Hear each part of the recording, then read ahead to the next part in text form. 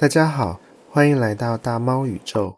你有没有经历过这样一个瞬间，就是随便走在街上，没打算买任何东西，结果路过一家小吃店，看见门口排着长长的队，你心里是否会突然冒出这个念头，是不是很好吃？然后就有点想跟着排队了。但其实我们什么都没有吃，也根本没有看过任何菜单，是否有一点奇怪呢？我们明明还没有开始判断，却已经先开始相信了。在2013年，在纽约街头，真的也发生过与此相似，但是更加不可思议的一件事情。那一年，全纽约都在找一个人，街头艺术家班克斯。媒体在找他，收藏家在找他，整个艺术圈都在找他。但是就在那一天，他本人正坐在街边摆摊。他在街上摆的摊全都是价值连城的真迹，但是标价你猜多少钱？一幅只要60美元。一整天过去了，只有3个人停下来看，总共只卖出了8幅作品。而今天画的价值每一幅都要几十万美元。所以问题来了，当真迹就摆在眼前，为什么没有人相信呢？这个故事总让我想起一部电影，名叫《狩猎》。电影里的男主角是个再普通不过的人，有工作，有朋友，生活也算平静。他没有犯罪，但有一天，一切突然变了。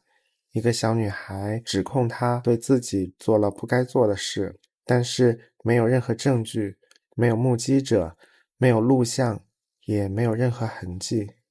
甚至连这个小女孩自己都说不清楚到底发生了什么。如果是在一个更理性的环境里，事情或许会停在等待调查这一步。但是在那个小镇里，事实并非如此。流言开始蔓延，眼神开始变化，空气开始变冷，朋友也逐渐地疏远了他。商店不卖任何东西给他，有人朝他吐口水，有人直接动手打他。他的生活没有经过任何的起诉或审讯，就已经被判了刑。后来警察介入，确认他无罪。但故事并没有因为真相出现就结束。有些伤害一旦发生，就不会因为一句误会而消失。哪怕后来有人开始动摇，有人开始怀疑，但是那个人早已失去了原本的生活。所以这部电影真正让人不寒而栗的，并非谣言本身，而是这一点，人们已经开始不想再分辨真假了。因为他们已经看到了一件事，其他人都相信。那么这部电影留下的问题也就远不止他是否无辜这么简单了。更深一层问题是，当一群人同时相信一件事情的时候，真相还会不会被允许存在呢？很多时候我们都以为自己是在用理性判断世界，但是慢慢的你会发现，现实好像并不总是如此。